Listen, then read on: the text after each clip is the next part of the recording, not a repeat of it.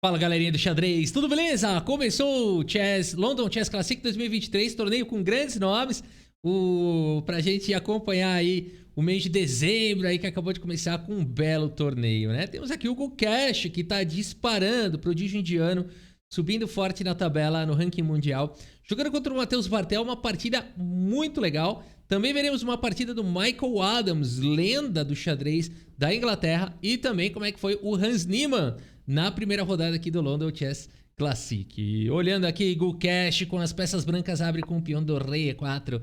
Aqui E6, jogadores de francês, olha aí, D4, D5, cavalo vem para C3, cavalo em F6, e aqui E5 a variante.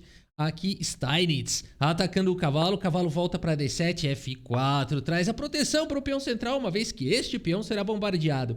C5 já começa o bombardeio, cavalo vem para F3, bispo em E7, desenvolve, bispo em E3, e aqui Roque, colocando o rei em segurança, peão por C5, captura o peão, cavalo toma, e agora dama em D2, jogado pelo Gukesh.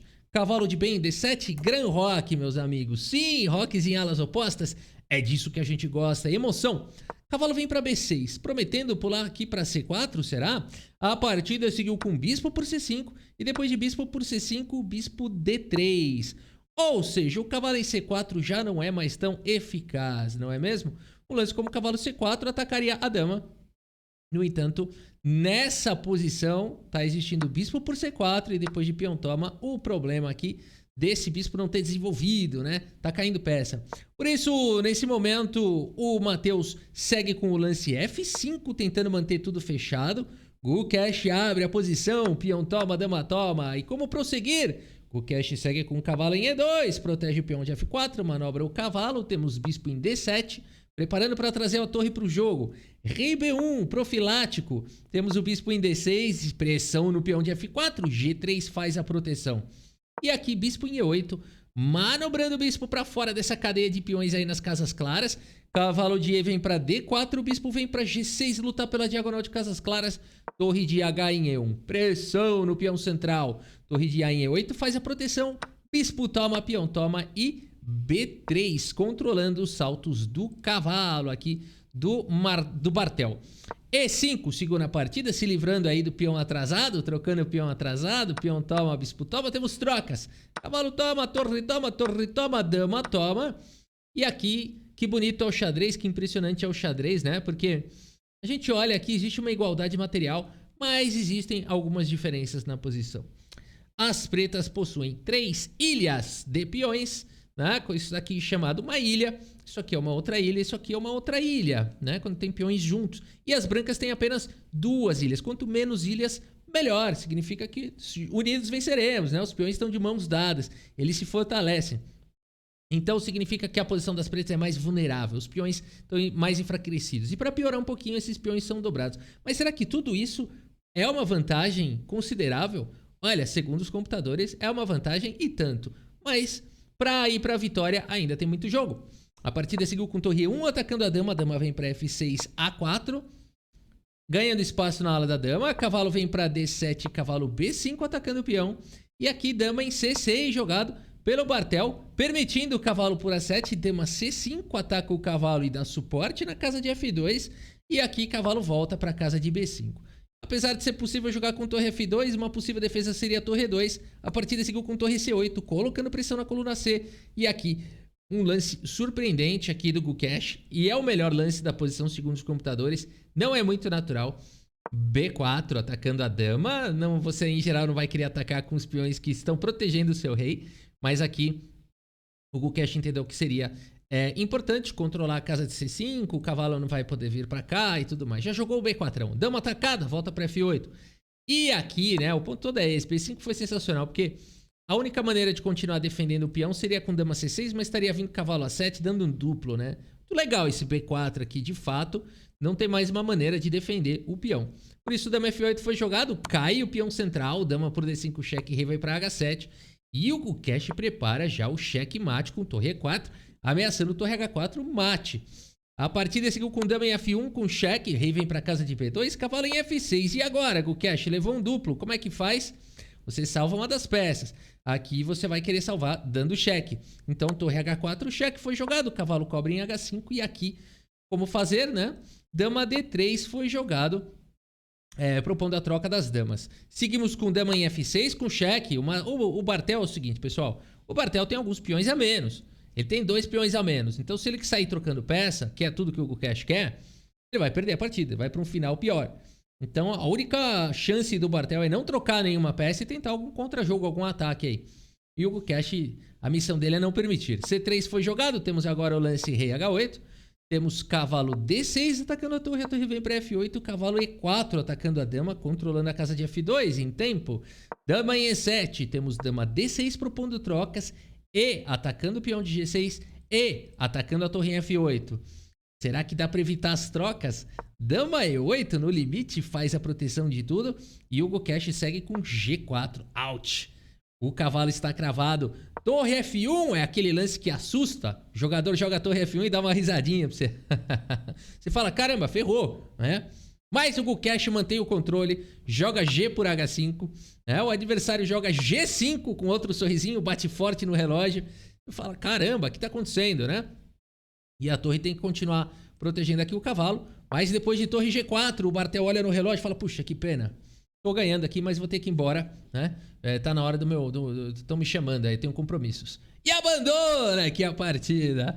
Abandonou porque não dá mais, meus amigos. Aqui, de fato, a posição ficou muito vantajosa pro Hugo Cash. Muito material a mais, né? Um cavalo, alguns peões.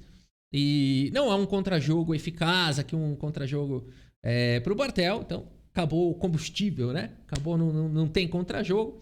E aí, nessa posição, portanto, ele abandonou a partida. Belíssima vitória do Hugo Cash. E é sim um dos grandes nomes do xadrez mundial.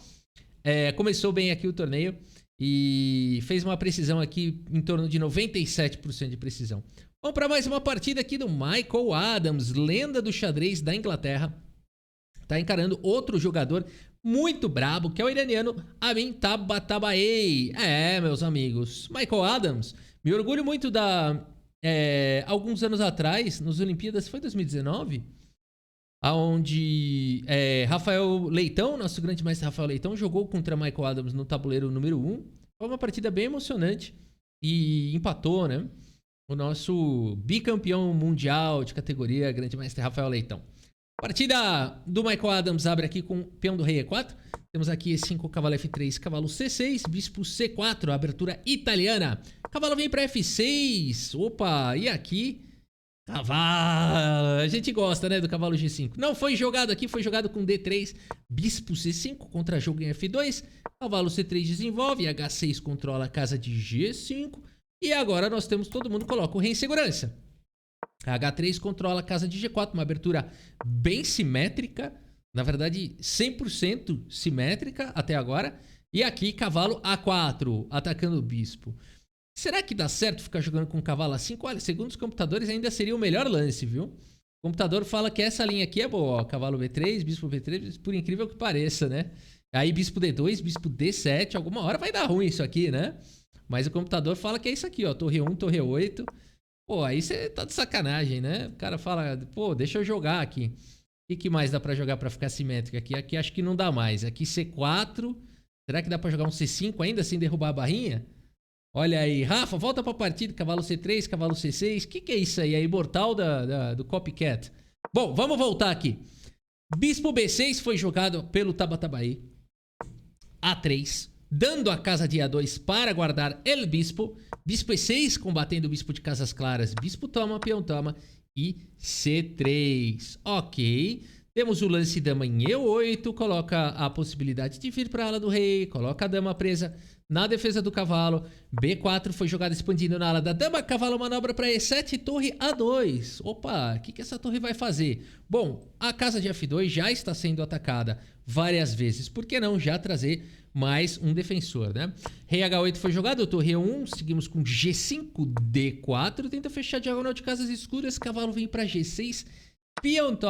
Peão toma, e aqui cavalo por bispo, antes que seja tarde, esse bispo poderoso.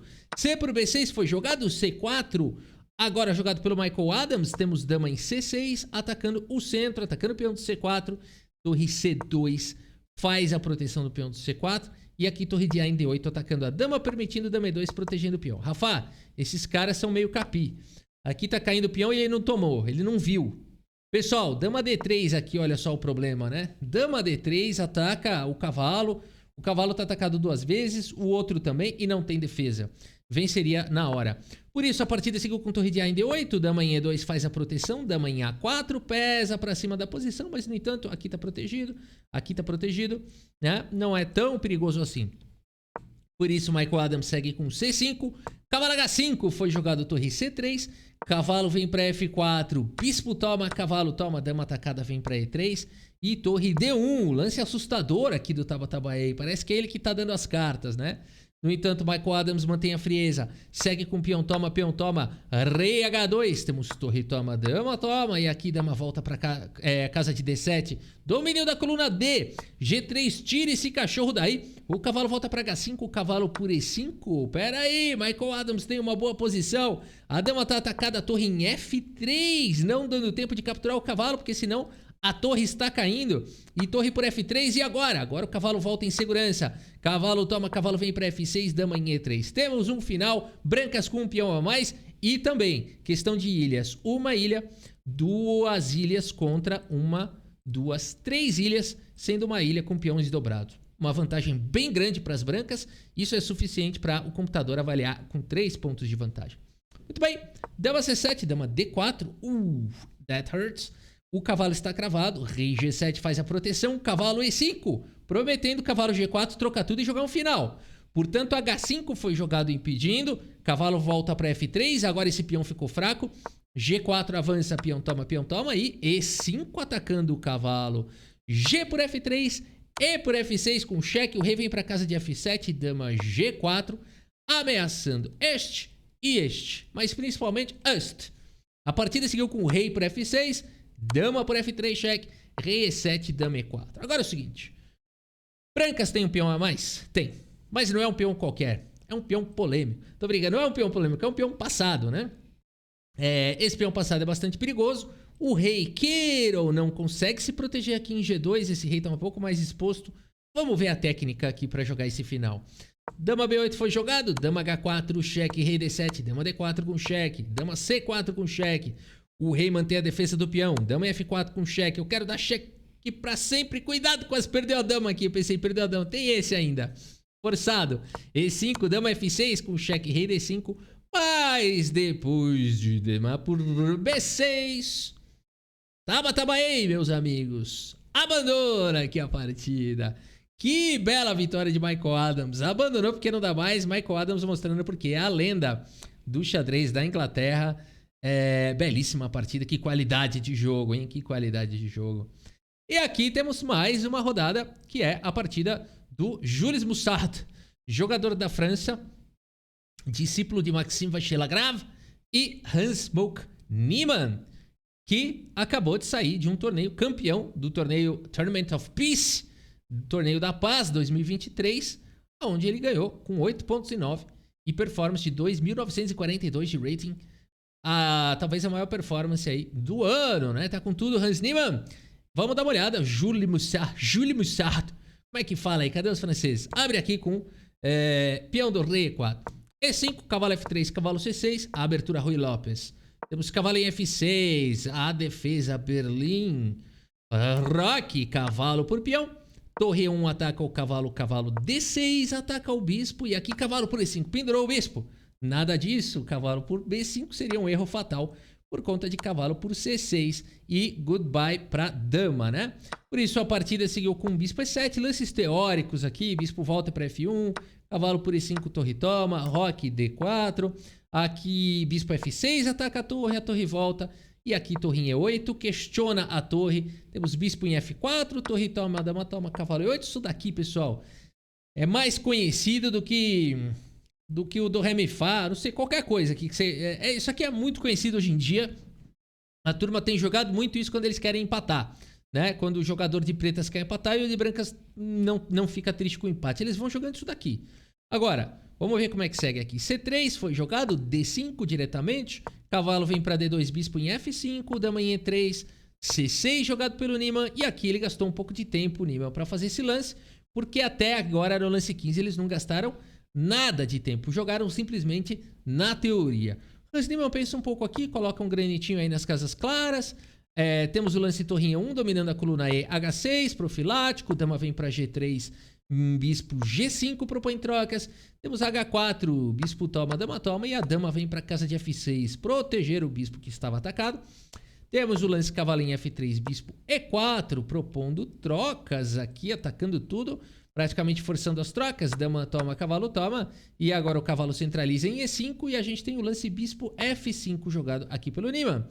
F3, cavalo manobra para D7, G4 e mais trocas, cavalo por E5, torre por E5, bispo atacado volta para casa de D7 e nós temos aqui rei F2, torre E8, aqui torre atacando o bispo, seria também uma possibilidade. No entanto, a torre protege, o rei vai vir para F8 e não tem muito como explorar isso, uma vez que esse bispo aqui não está participando tanto. Mas seria uma outra possibilidade, rei F2, segunda partida, torre E8, propondo trocas. Temos mais trocas. E esse aqui é, portanto, o famoso Boring. Boring Draw, né? O famoso Boring Draw aqui, um empate sem nenhuma dificuldades aqui, jogado pelo Nima e pelo Júlio Mussard. Praticamente eles jogaram mais da metade da partida na teoria e o resto foram trocando peças. Por isso deu 99,5% de precisão para cada um dos dois, com 3.250 de performance para cada um deles. Mas é natural nessas partidas de teoria de Boring Draw, né? Existem algumas partidas, algumas aberturas no xadrez de alto nível que são conhecidas para empate, o famoso Boring Drawzão mesmo. Eles jogam meio que rápido, né? E o Hans Niemann creio ter feito isso por uma estratégia de torneio, começando de negras contra um jogador forte como Julius Mussard, conseguiu um empate, não é mal para Hans Niemann, né? E é isso, a gente segue acompanhando, portanto, aqui o London Chess Classic. A gente tem aqui, ó, a classificação por enquanto dos resultados, né? Bem legal, vamos ver quem é que tá jogando. O Gukesh tá com ponto, Michael Adams com ponto, foram as duas vitórias que a gente viu. Temos Nikita Vichugov, né? Empatou, Volokitin, Júlio Mussard, Hans Niemann, Luke McShane, outro jogador da Inglaterra bastante forte. Temos o Sherias Royal também com meio ponto. O torneio em London, né? Em Londres a gente tem bastante jogador da Inglaterra. E aqui o Matheus Bartel e o Tabatabaí foram os jogadores que sofreram as derrotas, né? Por enquanto, começando aí o torneio. Primeira rodada de um total de 9 rodadas. Vai até o dia 10 de dezembro esse torneio. A gente segue acompanhando o London Chess Classic. Espero que você tenha gostado das partidas e do vídeo. Muito obrigado pela sua audiência. Um grande abraço para todos vocês e até a próxima. Valeu!